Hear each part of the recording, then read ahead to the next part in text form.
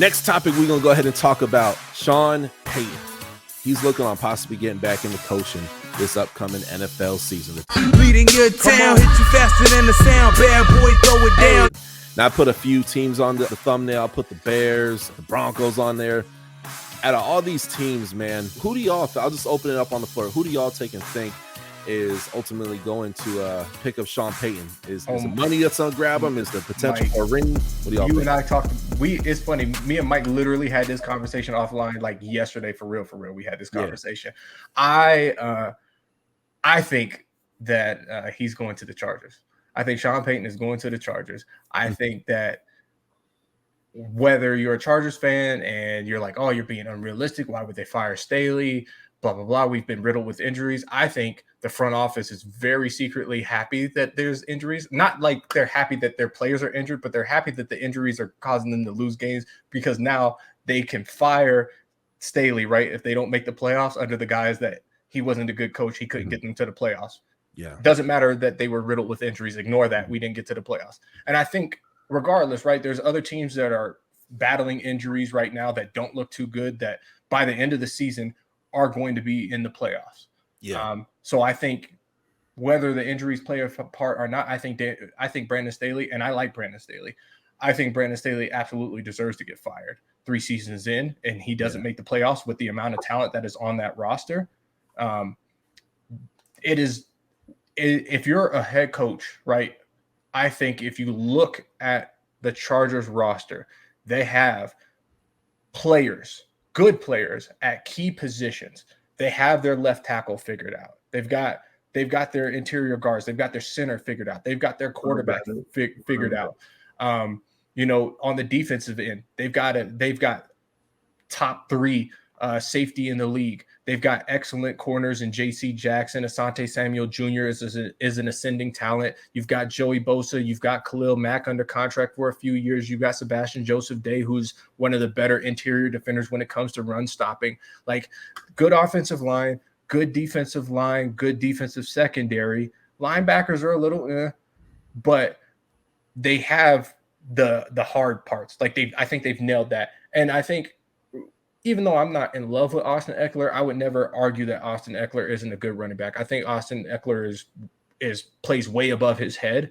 I don't think anybody ever saw Austin Eckler becoming what he's become, but he runs with a lot of toughness and he runs with a lot of heart. I think the biggest deficit for this team is they need like some true weapons. And they're like, oh, what about Keenan Allen? What about Keenan Allen? There's no disrespect to Keenan Allen, but I think if you're being honest and you're being objective, I think everybody knows that Keenan Allen is past his prime. He's past his prime. He's not the same player that he was. The injuries are starting to creep up and keep him off the field. Mike Williams, who they just gave a contract to, he's a good receiver, but he's not a 1. He's a 2. So they do need that. Gerald Everett is interesting. Gerald Everett has played better everywhere else besides the Rams. So it kind of pisses me off to see him doing so well because I was like, man, I wish you would have done well for us. Maybe you would have just still been across the hall in LA. Yeah. But yeah, man, if I'm Sean Payton, that seems like it's the dream scenario. You're in a new stadium. You've got a fan base that ain't the most wishy-washy, but in the LA market, if you win in that flashy stadium, you guys will become the toast of the town. And sure, they're just bandwagons, but you'll get butts in seats. And you'll get all the national televised games. Like he'll get it. He'll get the big money contracts, and LA, love it or not, is an attractive destination for free agents and players. Yeah. So if you get a big brand coach like Sean Payton, you can't tell me that some of these guys that are going to be free agents next year, or even people that are wanting out of their contracts and trade, like, man, the Chargers could make some very, very interesting offers. I think the biggest challenge that he would face with the Chargers, though, is he's not going to get as much to play with as previous coaches did because Justin Herbert's contract is up. And so he will be looking to get paid in this next class of quarterback. That's going to kind of limit what they can do. Not by a lot, but for me, that's the logical destination. Gotcha. Mike, man, what do you think, man? Yeah, I'll give a cop-out answer, then I'll give, an answer that satisfies the question. But I don't think he's going to be coaching next year. I think what happened is the Cowboys, Mike McCarthy, having the season that they're having, is going to prevent him from coming back, because by all accounts, we've heard he wanted to go to the Cowboys, right? And Jerry Jones wants something else, and Jerry Jones will write a check so fast your head will spin if you want something. I just don't think you could justify firing Mike McCarthy after the season that they've had. And they also have, was it Kellen Moore? That's their offensive coordinator in the wings, where I think he's going to have some head coaching prospects as well. So I really don't think he's going to be coaching next year, but like gun to the head, if I had to pick somebody, if he did come back next year, very intriguing. We talked about it, right? If Dan Campbell does get fired, I could really see Sean Payton going to Detroit. You think about that division, you'll have Aaron Rodgers probably won't be there next year. Yeah, I got money. He's not. I don't think he'll be there. You got Kevin O'Connell in Minnesota as a coach, and that team is playing way outside of their mind. I think they're going to be one of the teams. But it's still Kirk Cousins, so yeah. It's still Kirk. They're going to get in the playoffs and be 1-10. Mm-hmm. And then you got the Vikings, Lions, the Bears, Packers, and the Bears, right? So hopefully, I'm really rooting the fact that they like get that man Justin Fields a weapon and get him a proper line. I hate any quarterback being in a situation where they don't have any possibilities. But I'm saying a lot to say there's no elite coach in that division, right? If Sean Payton went there, number 1 overall draft pick, you get whatever quarterback he wants, come back with a second pick. You got Amon-Ra St. Brown, who I think could fill that Michael Thomas role, the slant guy, short kind of stuff. And then Jamison Williams coming back. Yeah. I mean, that team with Sean Payton, and we know his defense is, generally speaking, was a top half of the league, top 10 defense. So I think that's what that could turn that around and really win that division if he would like to live in Detroit. But I think if I had to pick somebody for him next year, that would be my pick. I like it. I like it a lot, actually, man. So let's go down the line, man. You started to do it, Mike. So I mean, we got Broncos, we got Chargers, Bears, this Washington Commanders. There's the Cardinals. So I feel like Panthers. We got the Colts. Because Jim Irsay's on a mean streak right now.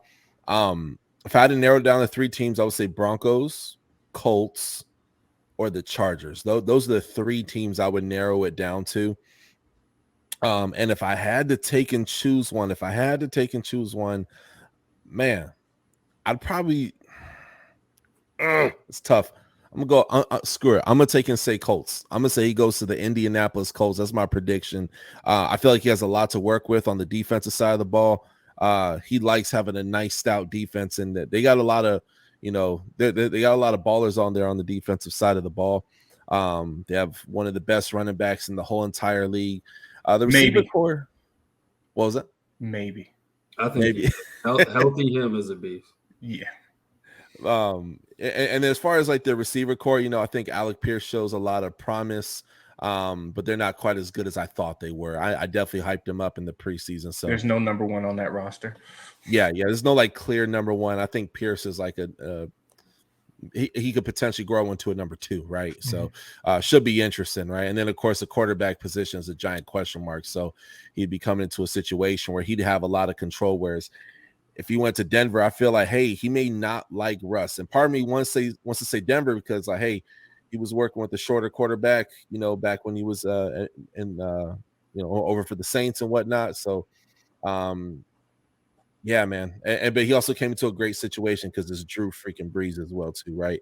But there's that possibility he could go to Denver too. Denver would probably be my number 2 pick. But yeah, that's where I got him. That's where I got him. I mean, people say Drew Brees, and I don't want to throw no salt on Drew Brees, but like most people remember the Saints version of Drew Brees. Like Drew Brees was not Drew Brees before Sean Payton. Oh yeah, no, he was not. Yeah, when he was one of the Chargers, man, like yeah. I mean, he was that elbow injury. Yeah, that's what I'm saying. Like he was not the guy before Sean Payton. So I think Russell Wilson like I think it's interesting because he could tailor a game plan that suits what Russell Wilson wants to do now, right? Because I think Russell has shown a reluctance to move out the pocket in his old age, even though he's not old. But I think Sean Payton going to the Broncos, he could potentially save Russell Wilson's second act as a starter quarterback in this league. So, and when you're going to, I think, arguably now the richest ownership group in the league, it's like not arguably. Yeah, I mean, like basically he would have direct connection to the owner, and whatever he wants, he would be able to get.